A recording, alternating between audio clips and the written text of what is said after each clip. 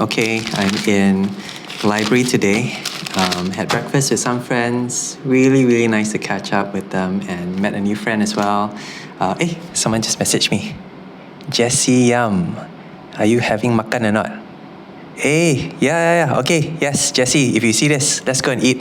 Anyway, I'm in the SBTC library waiting for class today, but I'm early, so if anyone is free for lunch, please call me to go and makan. I tell you, it's very tempting to go and fangkao now on one of the couches.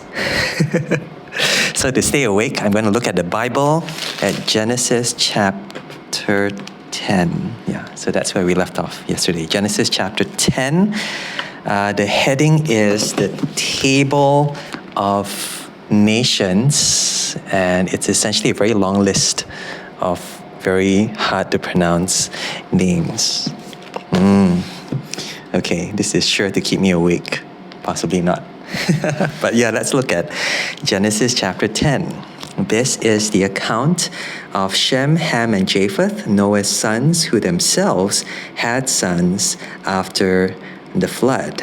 Verse 2, the sons of Japheth, Gomer, Magog, Madai, Javan, Tubal, Meshech, and Tiras. The sons of Gomer, Ashkenaz, Riphath, and Togarmah. The sons of Javan, Elisha, Tarshish, the Kittim, and the Rodanim. From these, the maritime peoples spread out into their territories by their clans within their nations, each with its own language. So I've just read through the list of descendants from one of the three sons. So Noah had three sons, and this whole chapter traces the descendants from these three sons.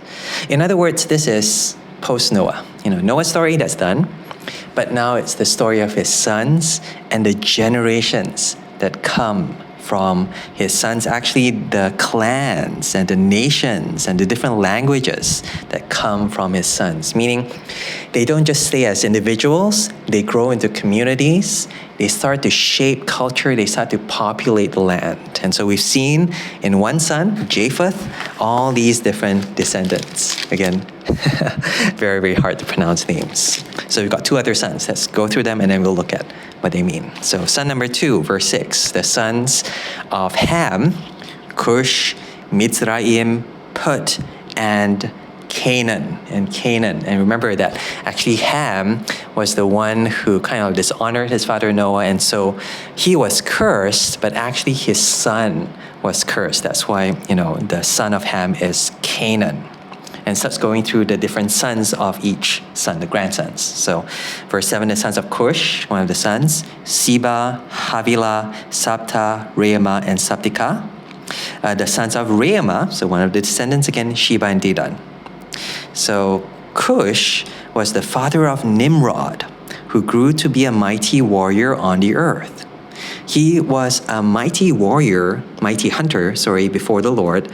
That is why it is said, like Nimrod, a mighty hunter before the Lord. The first centers of his kingdom, Nimrod's kingdom, he planted all these kingdoms, were Babylon, Erech, Akkad, and Calneh in Shinar. From that land, he went to Assyria, where he built Nineveh, Rehoboth-ir, Calah, and Resen, which is between Nineveh and Calah, that is the great city. So it mentions this particular descendant of Canaan called Nimrod, and Nimrod founded all these great civilizations, including some familiar ones, Babylon and the land of Shinar. We look at the Tower of Babel in Shinar. That's in the next chapter, Genesis 11. Hey, hi, hello. Is it okay? Sorry, yeah. I'm not reading. Lepaking. Okay, all right. Okay. Hi. Okay. Yeah. And so, verse 13, Mizraim was the father of the Ludites, Anamites, Lehabites, Naphtuhites, Pathrusites, Casluhites. Interesting name. All these heights from whom the Philistines came, and Caphtorites.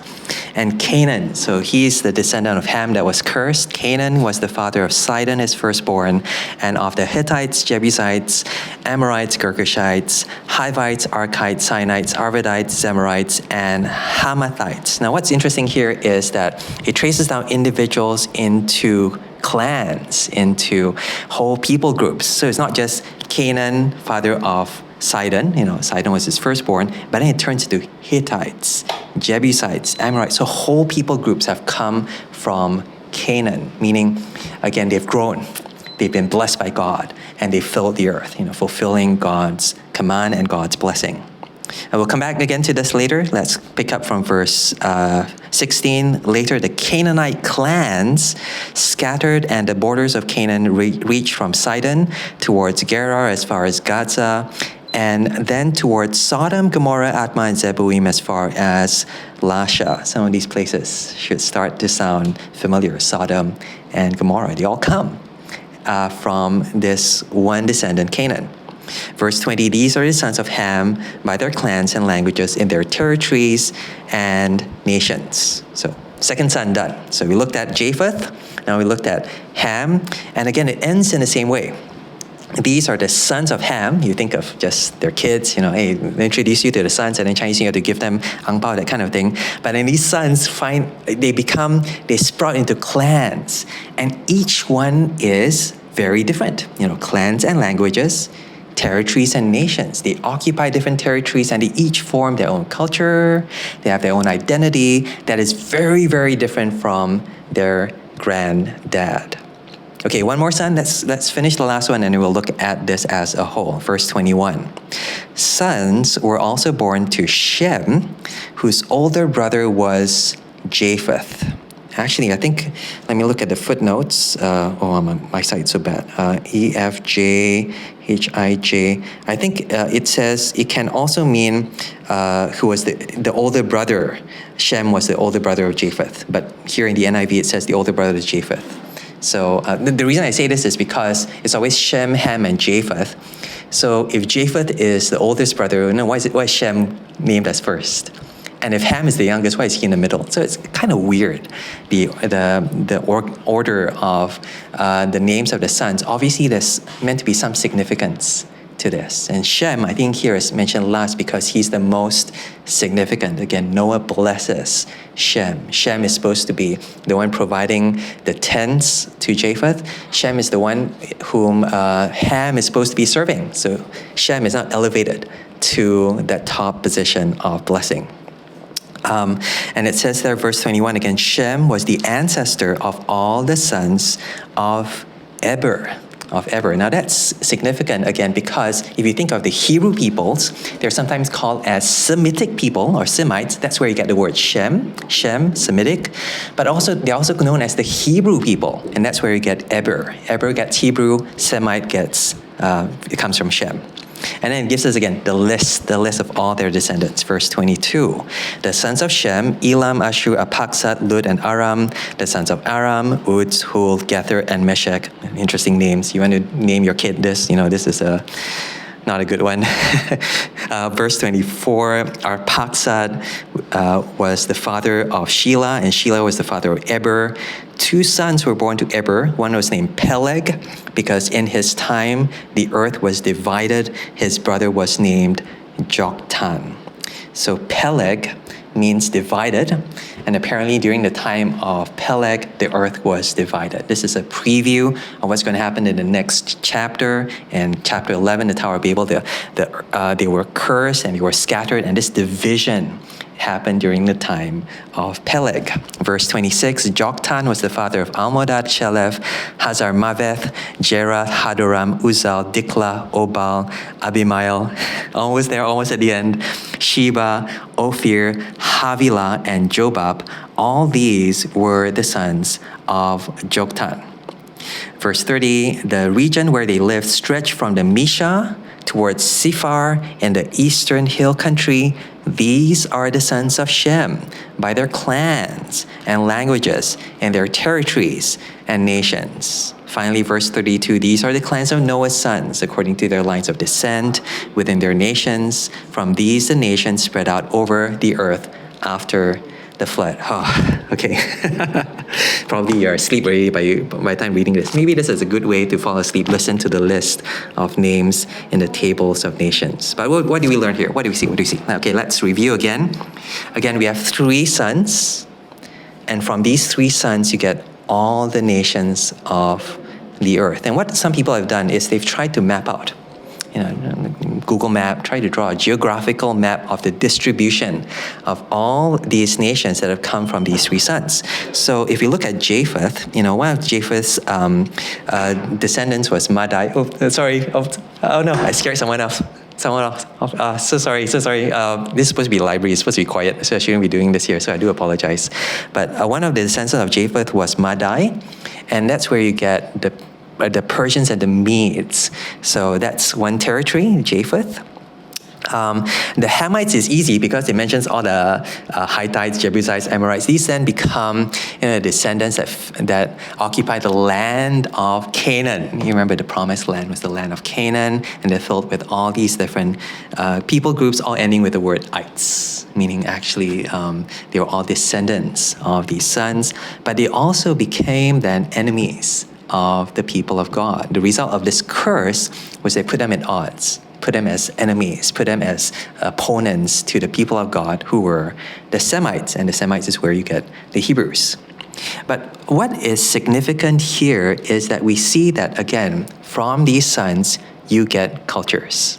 From these individuals, you get different people groups. All of them resulted within you think of it, just 2 generations. You think of just 2 generations down the line. Maybe you have kids, and then those kids have kids. Imagine 2 generations down your line, someone founds a new town.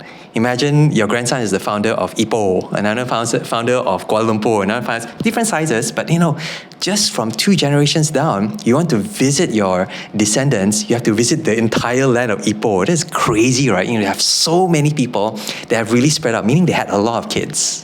And meaning that God's blessing upon Noah to repopulate the earth really is seen very, very soon, happens very, very quickly in repopulating the earth. And so it's a show of how God's grace really, really does flower and bear fruit within that own family. God really does reboot the earth again, beginning with Noah, down to his 3 sons, and fills the earth. And when this repopulation and fruitfulness happens, it doesn't mean that all of them are the same. If anything, all of them are so very different from one another. Again, Chinese New Year, we just went back and we saw our cousins. Sometimes, I go back to Penang, everyone's the same. Everyone speaks Hokkien, everyone eats char kway teow. Everyone's the same.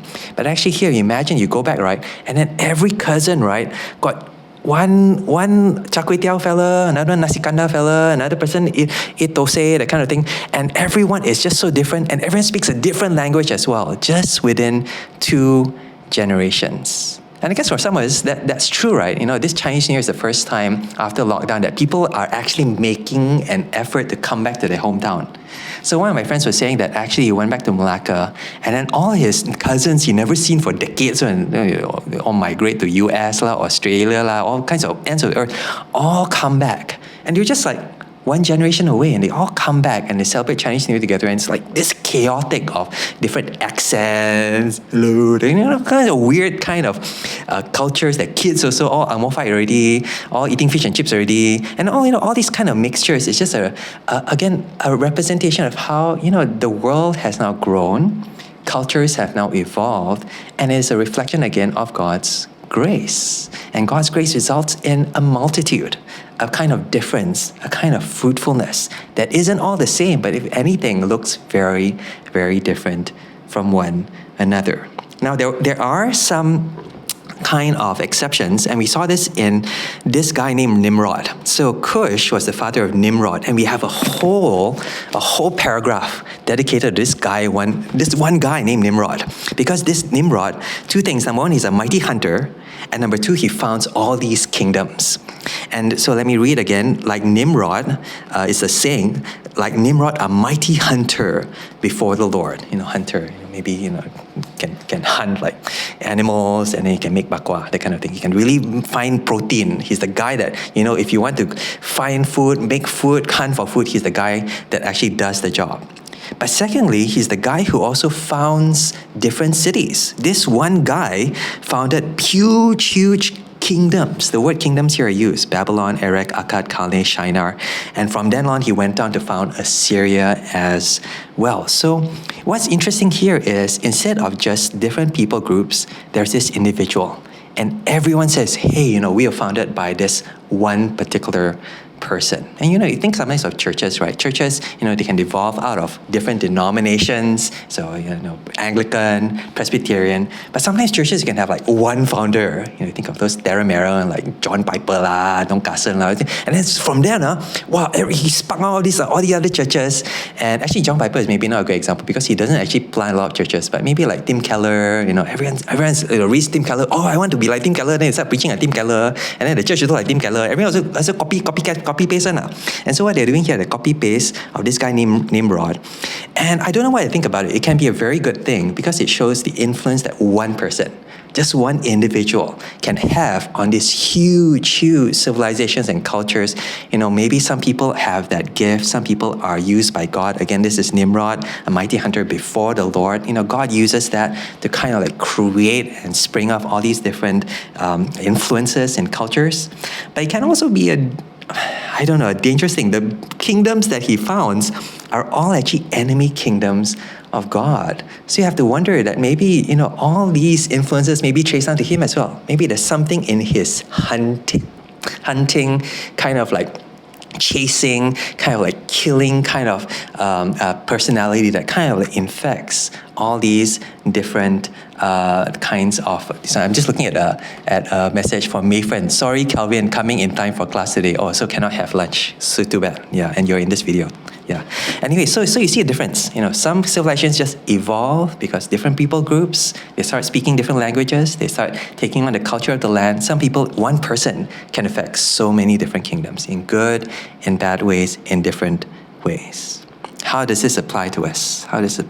Again, as a reflection of God's blessing upon Noah, be fruitful and multiply. And it happens very, very quickly. Within 2 generations, you find the peoples filling the earth.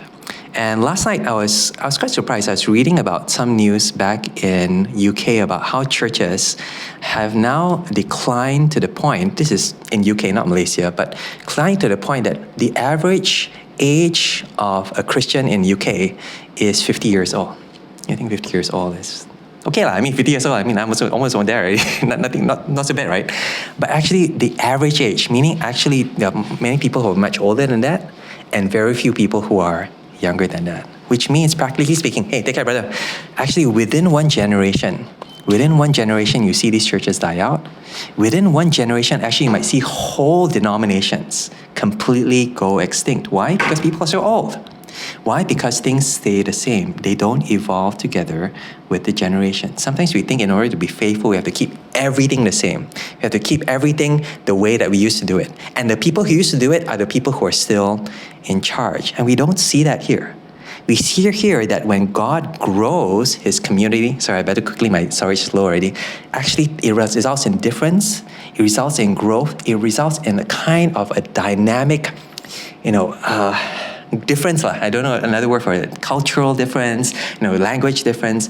And maybe in order for the church to grow together with the gospel, there needs to be a reflection of this grace of God in kind of fruitfulness in the gospel, but also a kind of diversity in the kind of peoples who are saved in the gospel.